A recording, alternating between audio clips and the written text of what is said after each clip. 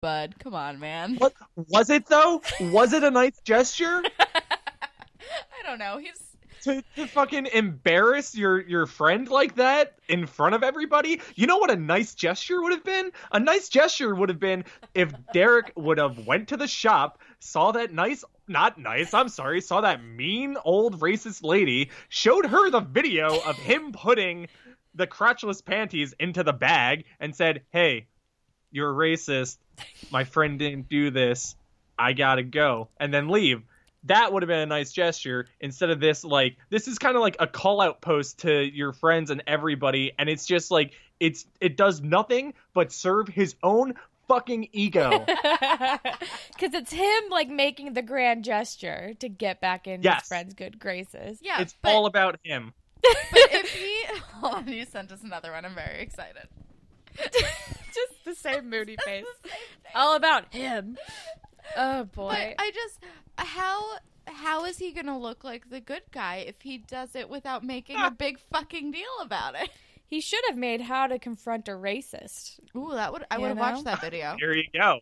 But you never do anything. Who does anything good if you don't get like points for it, right? Like why do something like that? Right.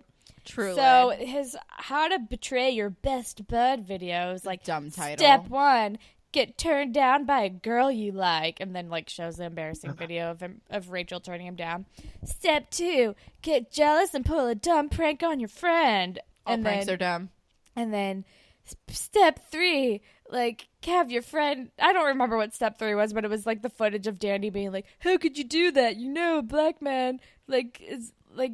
I don't know. Like I can't remember what the line How do you was. get that footage? Like who's I think that? I think it was established that Peter like had the camera on, and then he's like, "I'm sorry, dude," or I don't remember how it ends. And then Mr. Perino's like, "Oh, how touching, C+," which I'm like, yeah, C+ apology for sure. That tracks because it was not that good.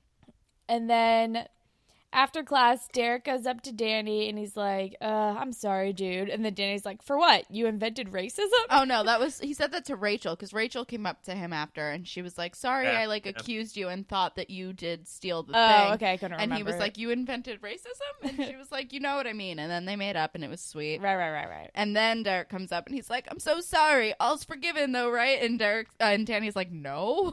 He's like, "That's not really how this works." And then Danny's like, "Yeah, dude, I'm really sorry. I just gotta wake up and smell the bigotry." And then he's Derek. like, "Come on, what do I gotta do? Like, here, free shot, punch my arm." And Danny's like, "I'm not gonna do that." And then he's like, "Actually, wait." And then punches Derek and he's like, "It's a start." And then like walks away. And then we see the freeze frame of Derek's creepy little face with this weird half smile. The dumbest face. It's just so dumb. And also, that was the gentlest punch. It was. I mean, I think it definitely caught me off guard, though. It was a sneak attack. And then that's the end of the episode. Yep. It was a very bizarre episode. Super weird. I did not remember the racism aspect of... Actually, I didn't really remember this episode at all. I kind of remembered certain bits, but mostly I don't remember this episode. But I know that I've seen it because the dog thing was familiar. The fact that there was a love triangle episode involving Danny and Derek just is outlandish enough for me to like not remember it because it's so ridiculous. The fact that Danny and Derek were the A plot is alarming. Yeah. I think Degrassi's gearing us up for when all the old people are going to probably leave at the end of the season. They're like, "Guess what? Next season's going to be more of this." And we're Hang on to your hats. We're dreading it. Next season. That was a really bad Double joke. I'm sorry. I enjoyed it. But also I'm really upset that it's probably true. So we found a YouTube comment real quick if you wanted to read that, Kelsey. Yeah. Baby Blue 1 year ago says Danny and Derek look like dandelions. Yep. She follows up with they're adorable, but I disagree. I don't agree with that. So we'll just close it at dandelions. But they do kind of look like dandelions with their fuzz heads. They've got the fuzziest heads. But let's assign some things. Spirit Squad captain of the ep. I'm going with Danny. Yeah. Right? I guess. I might go with Rachel. Except she had like her one downfall where she suspected Danny of stealing the thing. But like literally no context. She barely knew him. And she was very upfront. She knew what she wanted. She was very direct about her feelings throughout the whole thing. I don't know. I can respect that. What do you think, Mike? I'm going with Snake. All right. Good call. Yeah. Snake is always He's going a through pretty too much. safe bet. He's going He's through a going lot. through way too much. He doesn't deserve He any of it. he deserves this nomination. Yes, he does. He Spirit does. Squad. Yeah. Ship of the episode? I mean, I guess Danny and Rachel. Sure. Give it to them. Why not? You know what? I might just go Manny and Jay because there was like one reference to her going to see Jay, and I'm going to hold on to that. That is fair. I just feel like Danny needs a win. True. What do you think, Mike? I'm going to say, what's his name? Emma and that guy, Damien. Damien? Right on. Yeah. I don't Yeah. hate them. Yeah. They're fine. Emma They're was just, just a Not little bad. Not bad. They're just neutral as hell. clingy for a second, but that's fine. That's Emma's whole deal. And moral of the episode, racism is bad. Don't judge people based on race. Also, Yeah, that tracks. check your fucking privilege, Yeah. Derek. Goddamn Derek. Hey, do you guys want to play a game that we play on our show? Yes. Sure. So, who would Will Smith be in this episode? He would be Danny, I think. Like, Yeah? I feel like he would. I feel like. No, I need to think about this more.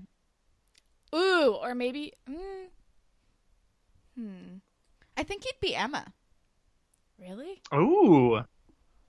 I like don't it. see Will Smith being clingy like that, though. Yeah, but I think he could play clingy. If I feel like it's like He could definitely. That's true. it's the more emotional role. He does do better with a more animated kind of a role rather than a muted down one. Yeah, So Yes. I guess that tracks. I'm thinking Emma. All right. But I could also see him being Danny, but being like way more like racist woman. You are like more maybe standing up to the racist woman more Yeah. and giving her a speech when he got caught with the underwear in his bag. So I don't know. What about if he was the racist woman? Ooh, plot twist. Yeah. Yeah. I would actually say he's Mr. Simpson because I think he has that like dramatic range that he could really, really pull life into that part. That's true. tracks. It's a good call. So how many Will Smith movies have you actually covered on your podcast by now, Mike? I mean, we were on a Will Smith movie episode. We were on Wild Wild West. That, I believe, is the only one that we've covered so far. We're doing Independence Day. We're recording, I my think, God. next week or the week after.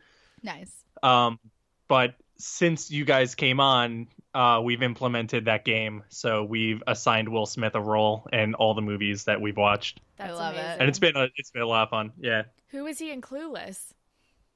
I do not think we did it for that. Okay. Honestly, I don't remember. I think that was like before.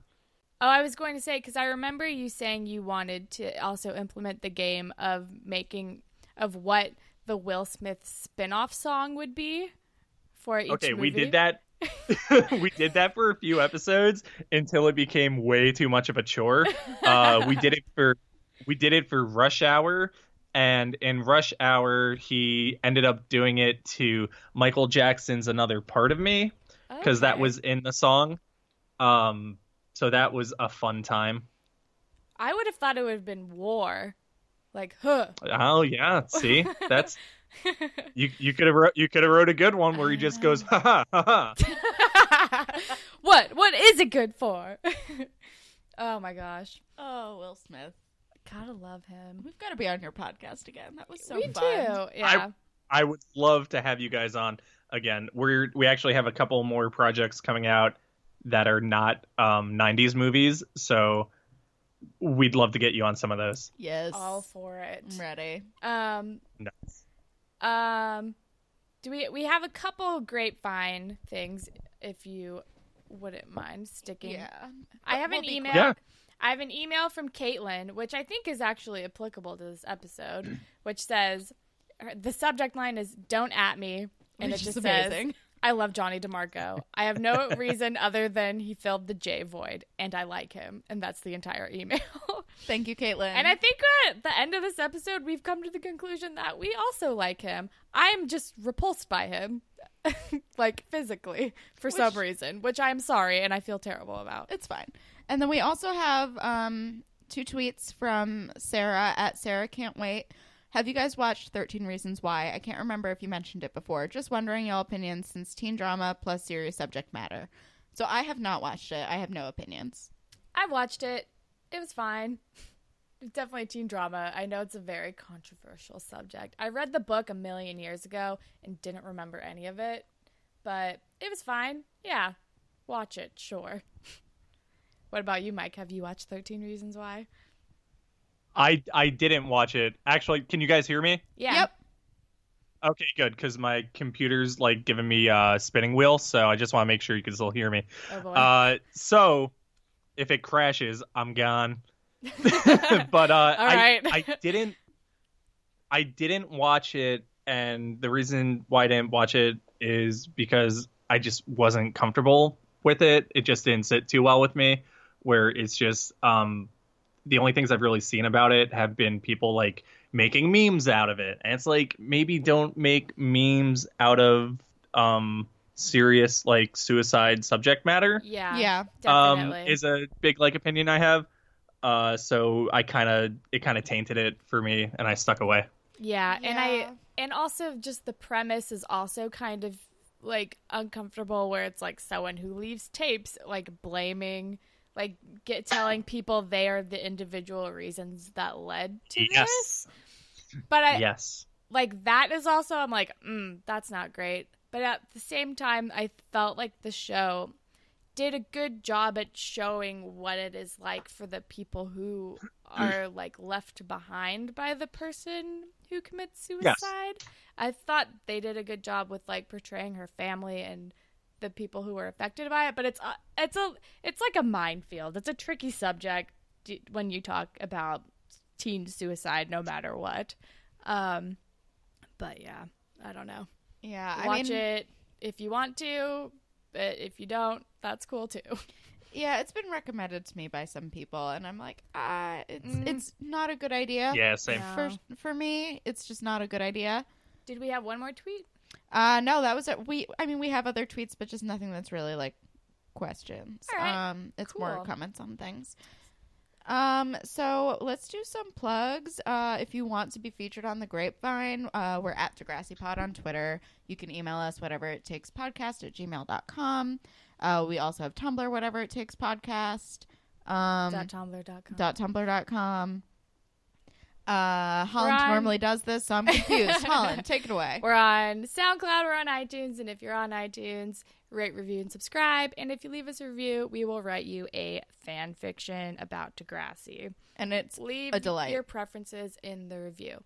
It'll be And fun.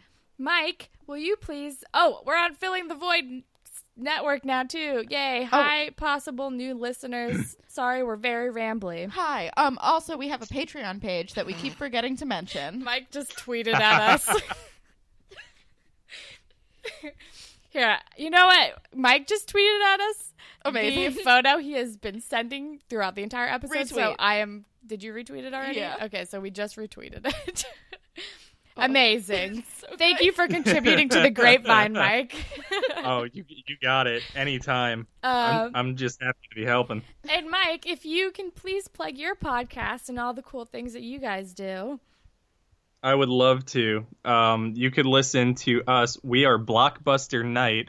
I say we, but I mean me and my friends who aren't here right now.